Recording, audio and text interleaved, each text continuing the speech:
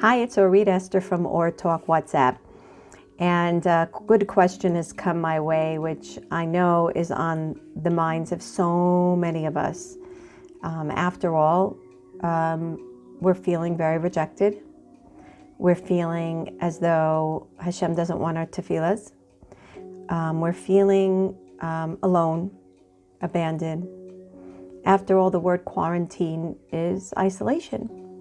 And so we feel estranged, not only from ourselves and the rest of the world to some degree, but certainly on the surface, it could appear as though God himself is telling us, I don't want to see you.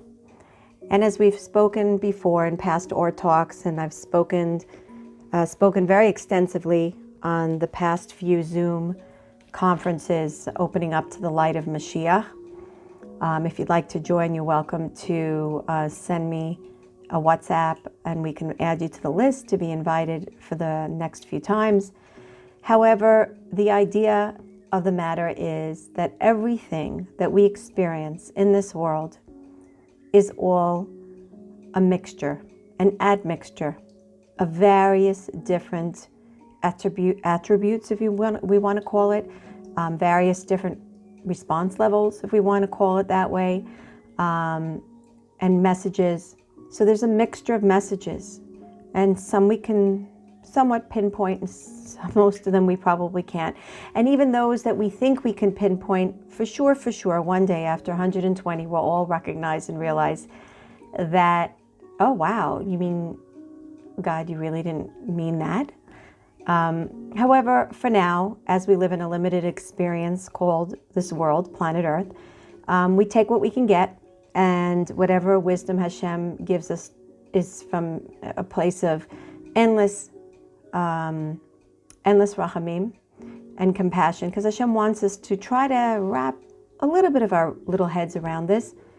So it's normal, pretty much the human response level, to feel rejected. However, as we're going to see today, let's focus, number one, on the beautiful points of the idea of the pausing that we're required to do right now. It's not in our control. We've spoken about this. Everyone's been speaking about this, how little control we have in our lives. And this pause button is for us to pause and think about our lives. So let's focus on the positive. And then we can pinpoint, maybe towards the end of today's audio, on some of the other stricter concepts that we also have to focus on as well. However, as we've spoken before, in every message, in every constriction, in every place of deen and judgment, there is certainly also chesed, because everything in this world is balanced. There's judgment and there's kindness, and everything is a complete mixture. We can't sometimes sift or filter through it, but we must have Emuna and know that there are beautiful opportunities here for us to find Hashem, albeit in places that we wouldn't have imagined, but he's here. Let's look at the word badad. Badad is bet daled daled. It's the root word for the word bidud, which is the terminology and word that's been used for quarantine here in Israel. And so we're going to refer to that because in Lashon HaKodesh, in the Hebrew language, we can explore various different levels of possible messages that Hashem is trying to send us. Some of this are highlights to our last class, opening up to Mashiach's light, and some of this are renewed add-ons to the concepts that were explored in the Zoom conference. If we look at the letter bet, first of all, has reference to the sphera, the energy center, the manifestation of godly presence in this world, Bina. Bina is the place where we're boneh, where we build. Mainly we function from a place of intuition, where we explore something in the inner depths. Bina is the place where we analyze, we discern, we distinguish, we separate. We separate from the facts of life. We go inside ourselves and we start building something new. We take the knowledge and we say, okay, let me try to understand. So bet, the first letter of bidud, of quarantine, automatically zooms us to a place where we're meant, in this place, in this state of mind, to go within and try to discover something else. Bet is also, when you spell the letter bet, it spells bayit, something beautiful and profound that's remarkable only to the Hebrew language, is that when you take a letter, you can essentially make a whole world out of one letter. If you take the letter bet, which, as we said, when we spell the letter bet, it's bet yud taf, which is basically bayit. Then you would take every letter of that bet yud and taf, and again spell each letter.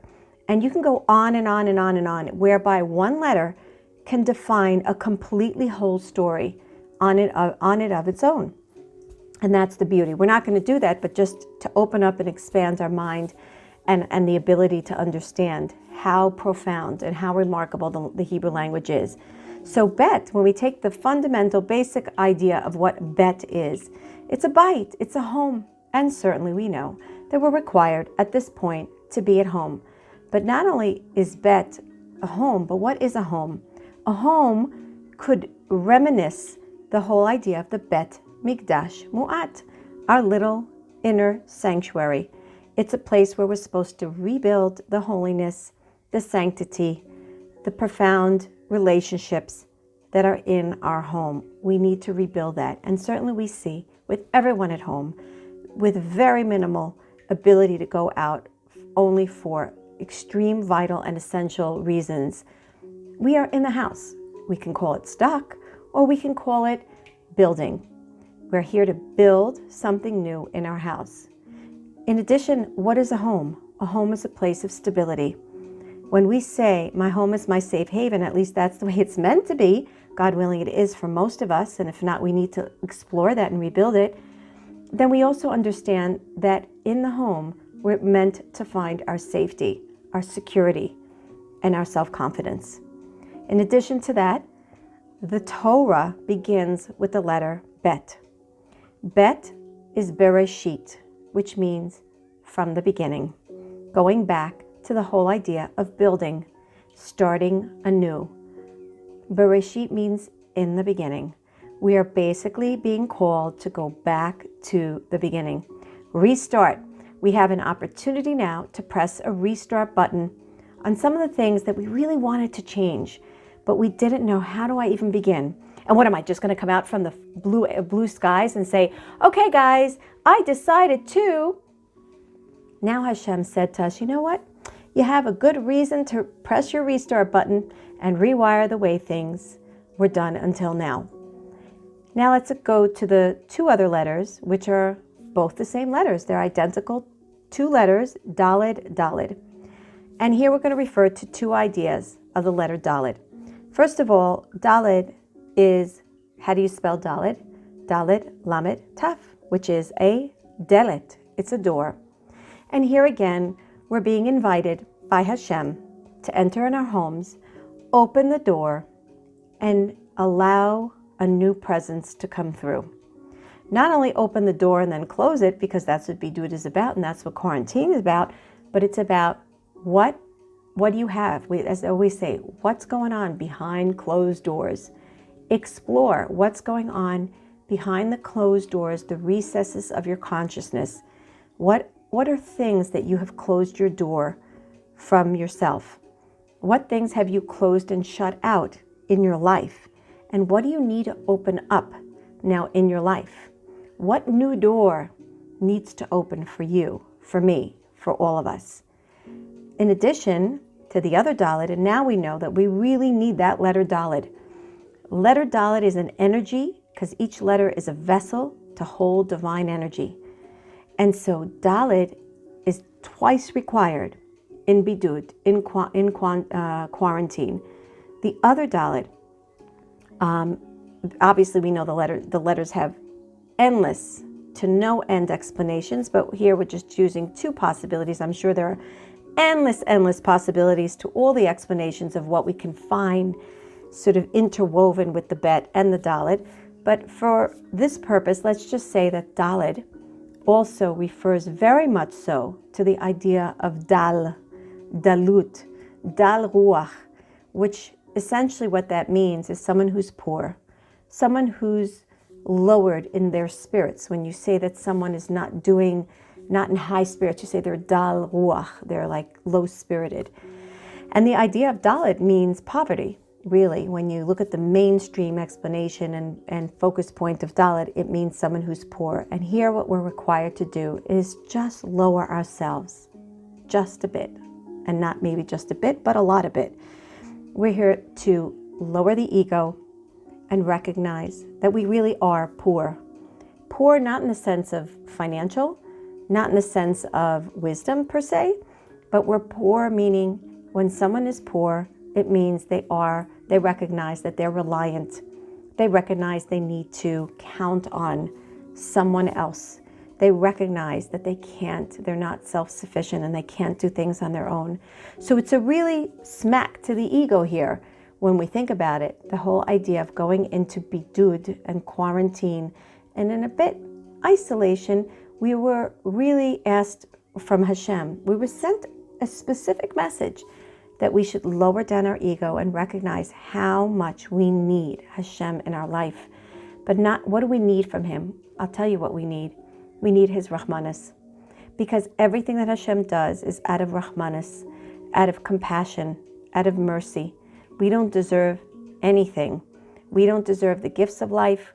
We don't deserve the beauty that we've been given. We don't deserve all the luxuries that we've had till now. We don't deserve anything. Life is a gift, which means everything comes from a merciful hand onto us, and we shouldn't take anything for granted. And so that is the central idea that I found has given me chizuk in terms of the idea of bidud and enabling me to not feel the rejection and the drawing away from Hashem, to recognize the beauty, the beautiful, kind message that Hashem is trying to send to us, albeit in a harsh way. However, we are finding Him even in here, even more so. Let's explore even one layer more. When you look at the idea of the bet, the Dalet, and the Dalet, many times we see this many times. Our Chachamim and our sages replace letters to letters, or they change letters around, which those who follow the Daily Dose of Emuna know I love playing Scrabble with the Hebrew letters and discovering new tzirufim and yichudim, new variations and new bondings of letters in various different formats in order to dig deep and be able to understand other ideas in the Torah. One of the reasons why Torah is not written with vowels or with specific spaces is for this purpose particularly.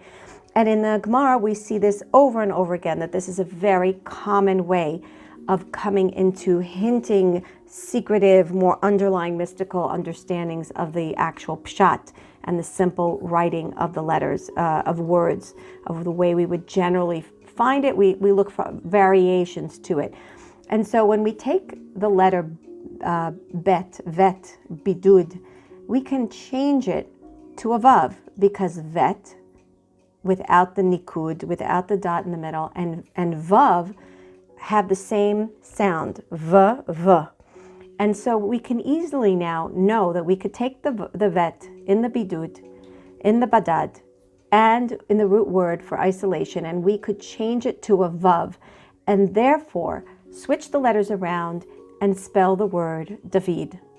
And so essentially, in the bidud, in the isolation, we can find our own David HaMelech. We can maybe even imply that this is leading to the revelation, God willing, Barachamim, of Mashiach, and finally, the ultimate redemption. In addition to that, we know that we can also spell the word Dod. Dod is uncle, but Dod is also beloved. As we say in Shir HaShirim, Kol Dodi Dofek, right? The voice of my beloved is knocking. We even say during the days of Tshuva in Chodesh Elul, Ani LeDodi v'Dodi li. So we regularly use the idea of Dalet, Vav, Dalet as referring to the beloved. And so again, we see here that in the Bidud, we could see and find, and we're meant to see and find Hashem, but not just Hashem, our beloved partner per se, our beloved creator, the supreme authority of the world. And last off, I want to just make mention something fascinating that my husband and I we were playing around with this idea of the changing of letters and understanding this concept. And my husband suddenly let out and said on the Shabbos table, wait a minute, if you take the word bidud and we could divide it into be, David.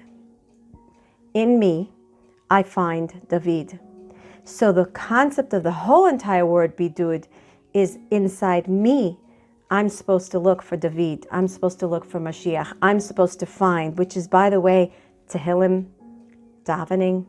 The concept and the life of David was one of complete surrendering to the Ratzon of Shem, of praising him in spite of feeling isolated from his parents and his siblings up until he was anointed to be king of Israel. He was completely alone, wandering the fields, only there to really discover Hashem as he was alone. That's where he discovered Hashem. And so be David is another way of looking at bidud. And last but not least, we cannot dismiss the other idea that popped up on our Shabbat table was bidud equals the gematria and the numerical value of YKVK 26. And so here in the bidud, we are going to find Hashem. But not just Hashem, we're going to find the compassionate manifestation of Hashem's love and kindness. And I'll reserve one more minute of this Or talk, because we must still recognize there is harshness, there is constriction, and there is deen.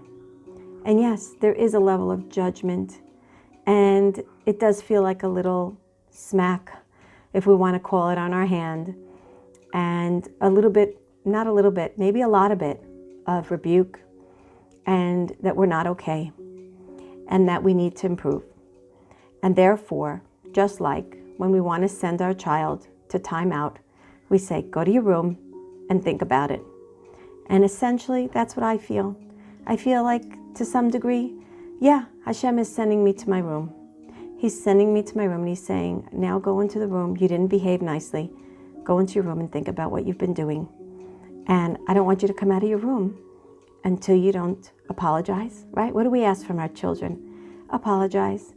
Tell me what you've learned. What are you going to do better? What does that really mean? What is a timeout? I used to tell my children, you're going into the room to do tshuva. That's how I would tell them timeout. I didn't quite like the idea of timeout. I liked to refer to it as something else, that's something meaningful, something they can use for their life. So I said, go to your room, do tshuva, think about what you've done. And then it feels more like, they have something to do in that room besides stare at the walls. So this is what we're supposed to be doing. And God willing, we will do the work. And God willing, we will come out of our rooms, of our homes, of our bidud, with a warm embrace to Hashem. We will yearn for him. We will salivate over him. We will open our arms in a big embrace. Something beautiful that came out of Rabbi Wallerstein, who Shlita gives beautiful shiurim on Torah anytime, and he said something very beautiful. He said, we will come back to the B'tei Midrash, hugging our shtenders, hugging our rabbis, hugging our books, and hugging our Sefer Torah. Because one of the things I was thinking about this past Shabbat is my heart squeezed like a shmata when I thought about the fact that the Sifrei Torah are sitting alone in their closets, in empty shuls. I have to tell you, I thought to myself, I feel so bad for those Sifrei Torah. They're sitting alone. Nobody's opening it up.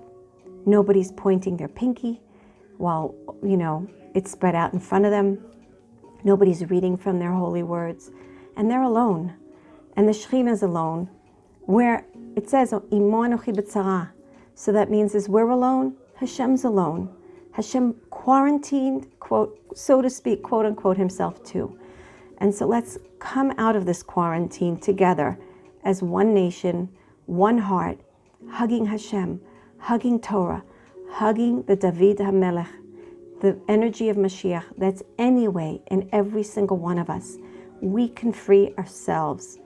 We have to just show Hashem that we want to be freed. We are in the month of freedom. We want to live a life of freedom. We just have to live it on a different plane, a different dimension, with a different mindset. So we could do this. I know we can.